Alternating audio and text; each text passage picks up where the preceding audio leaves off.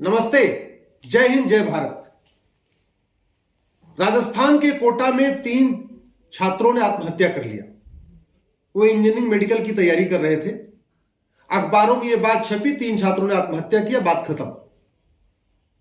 न संसद में डिबेट हुई इन 3 छात्रों ने क्यों आत्महत्या किया, न विधानसभा में डिबेट हुई इन 3 छात्रों ने क्यों आत्महत्या किया, न न्यूज चैनल पे डिबेट हुई इन 3 छात्रों ने क्यों आत्महत्या किया, न अखबार में कहीं आर्टिकल लिखा गया इन 3 छात्रों ने क्यों आत्महत्या किया।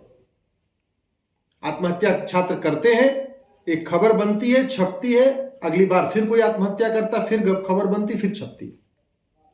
हम इस आत्महत्या के मूल कारण पे जा ही नहीं रहे।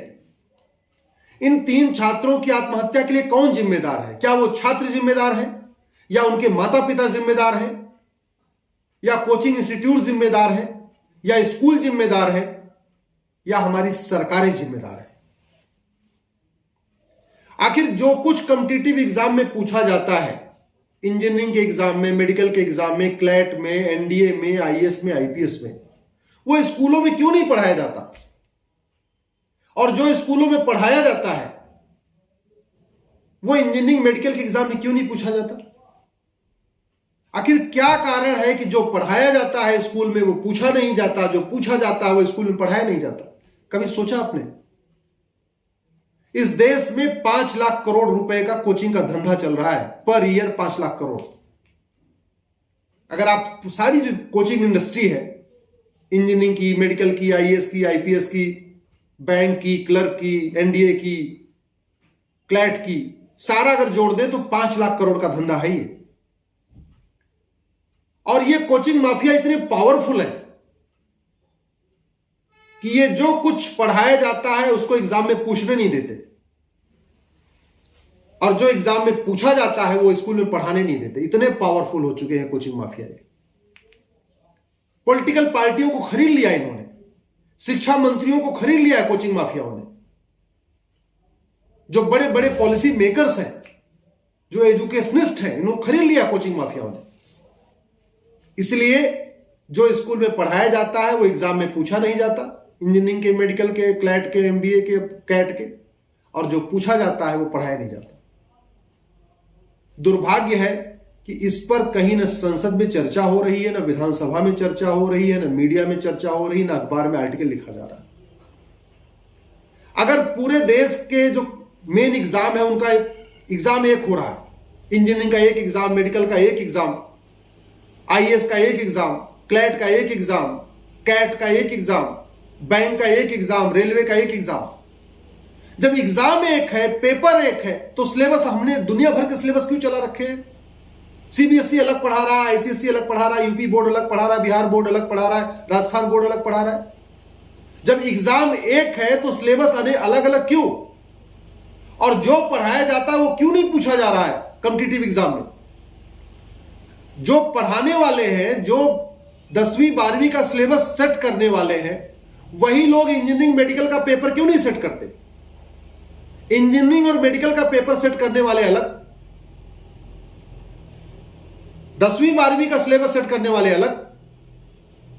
तो जो पढ़ाया जाता है 10वीं 12वीं में वो इंजीनियरिंग मेडिकल के एग्जाम में पूछा नहीं जाता। जो इंजीनियरिंग मेडिकल में पूछा जा रहा है 10वीं 12वीं पढ़ाया नहीं जा रहा है। क्यों नहीं पढ़ाया जा रहा है? क्योंकि ये कोचिंग माफिया चाहते हैं उनकी कोचिंग का जो धंधा बढ़ता जाए, बढ़ता जाए। आज की डेट में बच्चा कितना ही अच्छा हो पढ़ने में, 10वीं में, 12वीं में टॉपर हो, लेकिन जब तक वो कोचिंग नहीं जाएगा तब तक उसका आईआईटी में सिलेक्शन नहीं होगा, तब तक उसका एमबीबीएस में सिलेक्शन नहीं होगा, तब तक उसका एनडीए में सिलेक्शन नहीं होगा, तब तक उसका क्लैट में सिलेक्शन नहीं होगा। मैं आप लोगों से निवेदन करता हूं, सांसद विधायक तो नहीं बोलेंगे, कोचिंग माफियाओं का इतना प्रेशर है। ये कोचिंग माफिया पॉलिटिकल पार्टियों को चंदा देते हैं, इसलिए कोई सांसद कॉमन सिलेबस की बात नहीं करेगा, कॉमन करिकुलम की बात नहीं करेगा, वन नेशन वन सिलेबस की बात नहीं करेगा, one nation one education board की बात नहीं करेगा। ये करना पड़ेगा आपको, हमको, क्योंकि कोचिंग माफियाओं को जो फीस दिया जाता है वो आप देते और हम देते। इस देश के लोगों को आवाज उठाना पड़ेगा, भैया जब एग्जाम एक हो रहे हैं, इंजीनियरिंग के, मेडिकल के, क्लैट के, एमबीए के, बाकी सारे, तो अलग अलग सिलेबस क्यों? सिलेबस एक करिए, और जो पूछा जाए इंजीनियरिंग मेडिकल के एग्जाम से, वो जो 12वीं में पढ़ाया जाता है वहीं से पेपर आना चाहिए। ऐसा नहीं होना चाहिए कि 12वीं में आप कुछ अलग पढ़ाइए और इंजीनियरिंग और मेडिकल और इंजीनियरिंग के एग्जाम में कुछ अलग पूछिए, फिर कोचिंग की जरूरत ही नहीं होगी। जो अच्छा बच्चा मेहनती होगा, वो गरीब का हो या अमीर का हो, मंत्री का हो या संतरी का हो, जो अच्छा पढ़ने वाला होगा, मेहनती होगा, वो बिना कोचिंग के क्वालिफाई कर लेगा। आवाज उठाइए, समान शिक्षा की मांग करिए। मंत्री और संतरी के बच्चे की किताब अलग क्यों होनी चाहिए? क्लर्क और कलेक्टर के बच्चे की किताब अलग अलग क्यों होनी चाहिए? कांस्टेबल और कप्तान के बच्चे की किताब अलग अलग क्यों होनी चाहिए? एक सामान्य सा जो गांव का व्यक्ति है, उसकी किताब और शहर के बच्चे की किताब अलग अलग क्यों होनी चाहिए? मजदूर के बच्चे की और मालिक के बच्चे की किताब अलग अलग क्यों होनी चाहिए? समान शिक्षा होगी, कोचिंग की जरूरत नहीं पड़ेगी, बच्चों के ऊपर स्ट्रेस नहीं आएगा। वो जो मेहनत से पढ़ेंगे 10वीं 12वीं में, उसी से उनका सिलेक्शन हो जाएगा।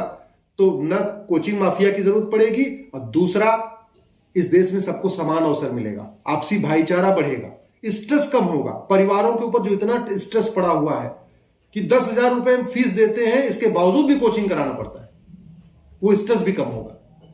तय आपको करना है, सोचना आपको है। किसी भी समस्या का समाधान संसद से ही होगा। संसद पे दबाव बनाने के लिए दो ही माध्यम है, सड़क और सोशल मीडिया। या तो सड़क पर उतरिए या तो सोशल मीडिया में लिखिए। तय आपको करना है। जय हिंद, जय भारत।